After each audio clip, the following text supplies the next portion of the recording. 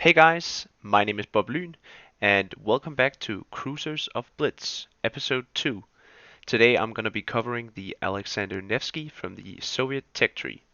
This is the replacement for the Tier 10 Moskva, which is now premium, and instead we got the Alexander Nevsky, which is, I would say, a more fit, continuation of the Tier 9 Donskoy.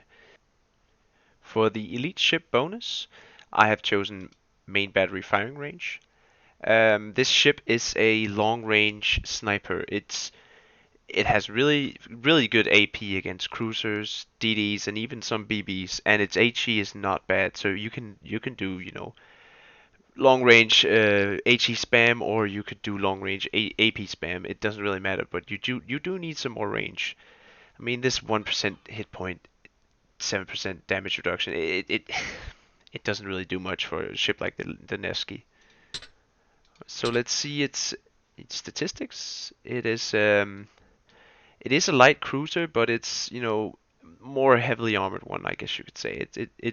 It could take a little more punches than something like a Seattle or what should we say, a Sao. It's also fast. It goes 35 knots and it's got acceptable maneuverability. I don't find myself having trouble turning or dodging torpedoes and salvos. The ship gets 180 mm guns in 4 turrets with 2 barrels in each. 6 second reload time, which is really nice. You don't get the triple turrets, but you do get more or a faster reload, which in the beginning for me was something I had to get used to. The 2 barrels instead of 3 in each turret. Less shell volume makes you have to be more accurate. But the Nevsky definitely is accurate. So yeah, a thing to be said about these shells is also they have a very fast shell velocity. They reach their target very quickly, so it's good at sniping DDs.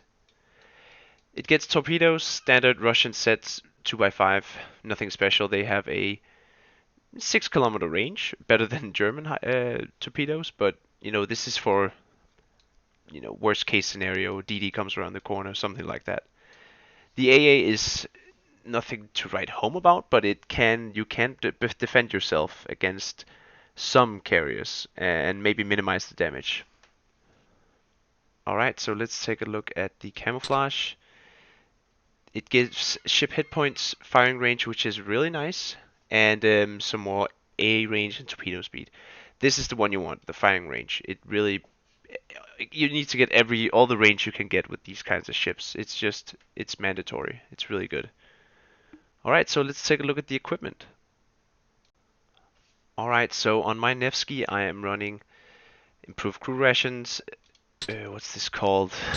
Preventative maintenance pack, more HP, and ship speed. You could take, if you wanted, surface detection, but I mean this ship you're gonna be shooting all the time anyways, so it's not like the Worcester where you need to get a little bit closer to get your guns on target, but here you can actually stay back and do decent damage at range. So I take the hit points.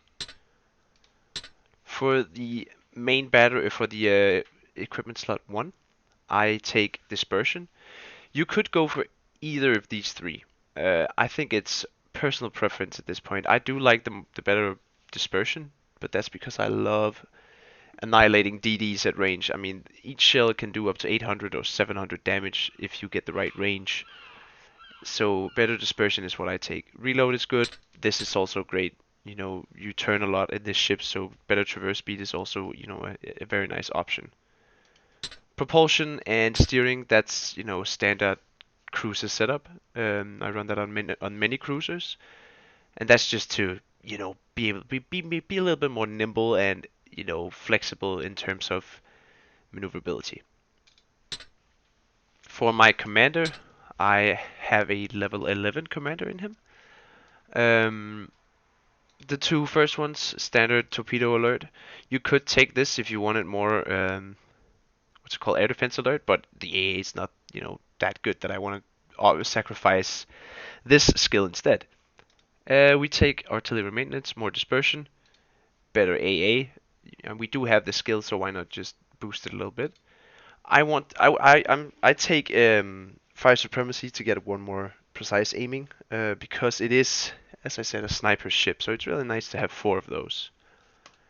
Exploit weakness, you do use HE a lot against GKs, Yamatos, some battleships. They are just easier to whittle down with HE, and the HE has a good fire chance, so it's not a bad idea. Of course, marksman, you do have precise aiming. Adrenaline rush, it's a good thing for many ships. Demolition expert, it's nice to destroy modules, and honor seeker to get more damage, and of course APCS, because this, in my opinion, is an AP ship, not an HE ship. For the final one, I would take horizontal protection expert or this, because you do actually citadel quite a lot. I think I'm gonna go for this whenever I do get there. All right, so let's take a look at the first game. Alright, so here we are with game 1. We're against the Shikishima. We have to watch out for him. And the Napoli can actually also do good damage to us. And there's a Worcester, so we just have to watch out. My favorite target on their team is definitely the Colbert. He's got high freeboard. That means he's, tall in the water from the waterline up. And that's just very easy to hit, even though he's angled. So we'll see what we can do here in this game. I'm gonna go to this island in front of C, because it makes me, I think it's gonna make me undetected, and it gives me some leverage to shoot over. So the Nevsky, when it first came out, I wasn't very impressed by it. It felt like it didn't have a role in the game. It just felt kind of underwhelming compared to the Moskva, but the Nevsky and the Moskva are 2 completely different classes of ships. The Nevsky is closer to a light cruiser than a heavy cruiser. It's got smaller caliber guns, and they reload, relatively quick. And that's the main thing of this Nevsky. It's got fast accuracy, long range, and fast, accurate, long shooting, fast reloading guns, and that's what's fun about this ship. It's also got torpedoes, and you will actually use them quite a lot more often than you think, because DDs try to rush you, and you've tried it all before.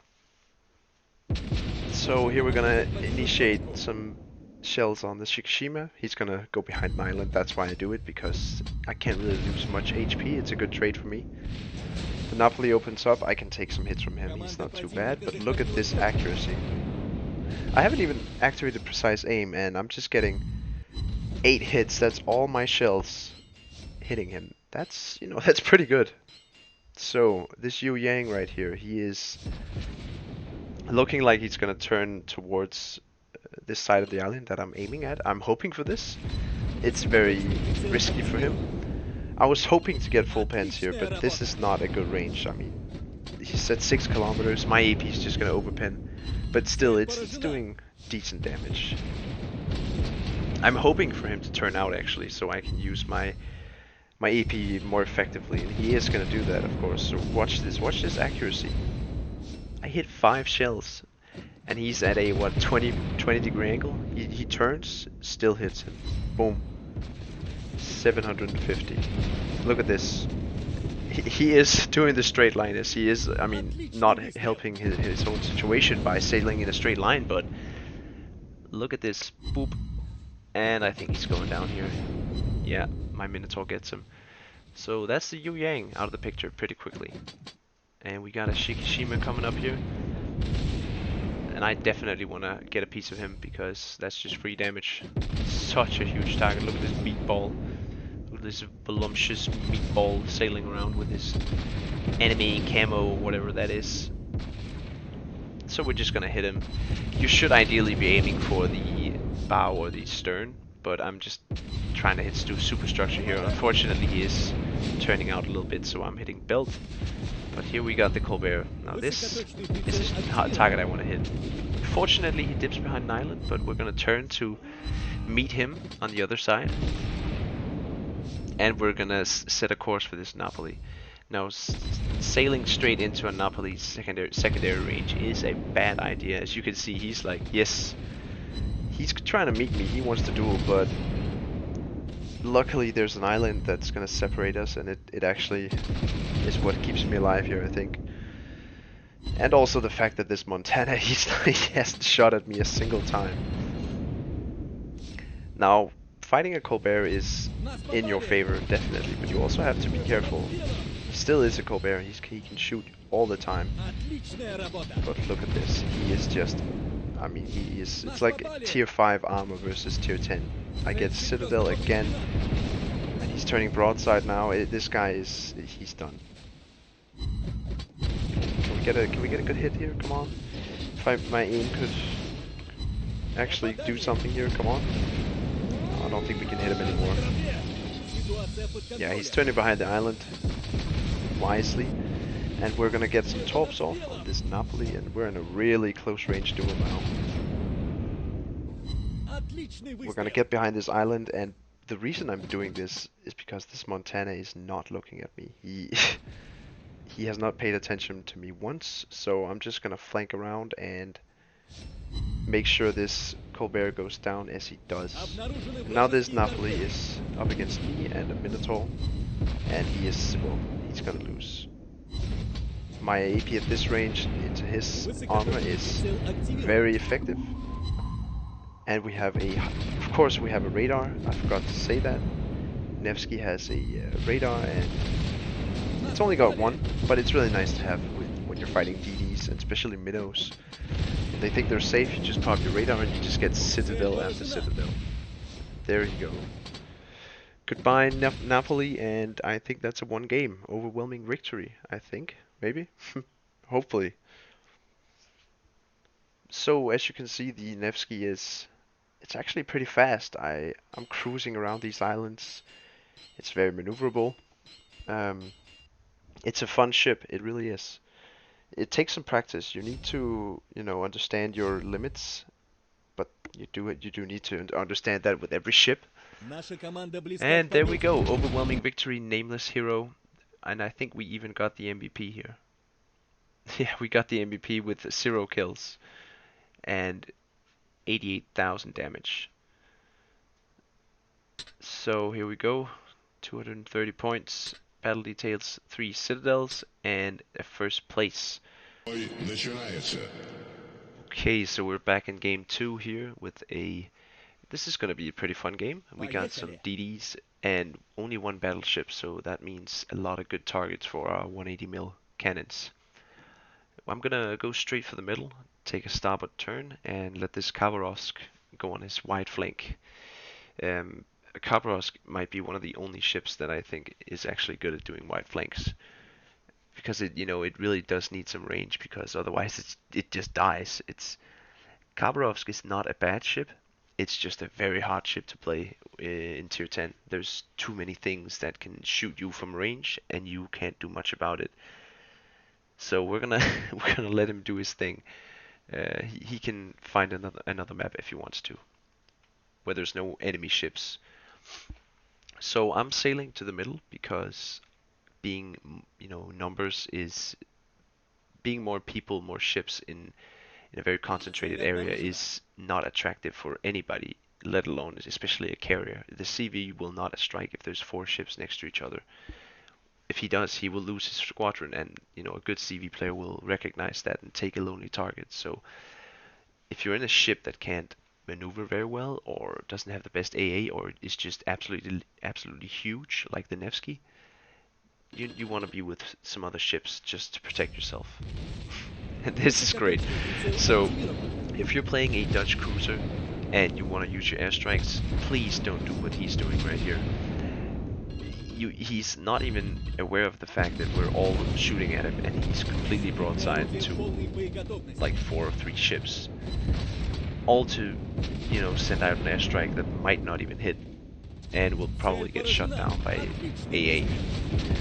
Here you're gonna see some pretty good demonstration of the AP at range. See, it chunks it pretty good. He recognizes that and he turns wisely. And now we got another target. Like, these guys are just presenting themselves with the best broadsides. They're a little bit angled, but I mean, at this range against the Worcester, it doesn't matter. get consistent damage on this guy, and the Puerto Rico is just face tanking everything. But as you see, the damage is racking up, especially against other cruisers. You do a lot of damage, and my aim here is going to be very poor, but it doesn't matter. He's done anyways. I'm pretty sure, yeah, my aim in this one is just horrible. Two shell hits. He's 8 kilometers away. Come on, Bob, can you do it? No, he can't do it. You fucked it up. Alright. Here we go, and boom. He's dead. Bye to Worcester, my favorite ship. So sad. Here we're gonna see how the AA does against the squadrons. Not very well, I would say. 2 planes shot down, and the Rune was there too. So yeah, the AA is not anything special, but nothing in this game really is. I mean, there's so few ships with AA that actually does something. I think it's something they should work on. Maybe create a system where it's not automatic AA, like AI controlled. They should make it manual. Wouldn't it be so cool if you were just like, imagine you're in your GK, your Grosser first, and you see the midway planes coming in. You have time, you're not completely surrounded, so you switch to your manual sights and you can actually shoot them down. Now let's say that when you're in manual firing mode, your damage is not as high as if it was the AI, but the AI is more inconsistent. You can't pick your targets and you can't concentrate your fire, but you can do that in manual. Like, that would be pretty cool. Maybe make it a skill, a commander skill, where you, like on PC where they had manual secondaries. It just makes it so you feel like you have more control over your ship.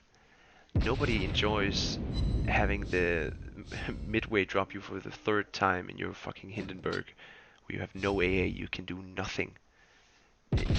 It's just not fun. I mean, the thinking man's action game becomes the algorithms didn't line up. Sorry, you died. Like, you get what I'm saying. There's so much to be improved on. But here we go, here's the enemy DD who has been lurking around our base, and it's always important to, you know, keep looking at that map. Is there anybody in my base? Are there any teammates in my base? No. Did I recognize any DDs? Did I see any DDs beforehand? Yes, I did. Maybe I should defend my base. And, you know, you've probably all tried it, losing your base in the game to a single DD who flanked. Yeah, it's not fun. Nobody enjoys that. Goodbye, daring. You see the HE, I should have used that in the last game against the Yu Yang. The HE is absolutely consistent at close range, 550 damage approximately per shell. It's gonna melt any DD very quick. And look at that, that's a lot of damage. His daring is as good as dead. I think he might get away actually, I'm not sure, but who cares, he's lost the game. Here we got a great target, the Rune. Oh man, I feel bad for this guy. I've played the Rune. It's don't do it, it's not recommended. We're gonna launch torps, and we see that he's now in his torp range, and instantly I'm just gonna put the rudder in, the engine in reverse, and turn my ship away from him, so we don't eat any torps. And look, he's just gonna, yeah, he's dead anyways, but these torps are gonna connect. And the Rune goes down, and it seems like we won this game. So, another great game in the Nevsky, and a great demonstration of how effective this ship is at locking down a position, and especially playing with your teammates. It's a fun ship. Alright, so that was my take on the Nevsky, how I play it, how I set it up, and you know, a couple of games to showcase what this ship can do, and the fact that this is definitely underrated and a lot more people should play it. It's a great line. They have the Chapayev. It's a very fun ship, and also the lower tiers. Can't remember the names, but the tier 3, 5, 7. All the ships in this line are actually pretty decent. So I mean, go for it. Don't be shy. Try it out. It's a fun ship, and I hope to see you guys out there. This has been BobLyn, and thank you for watching. See you next time.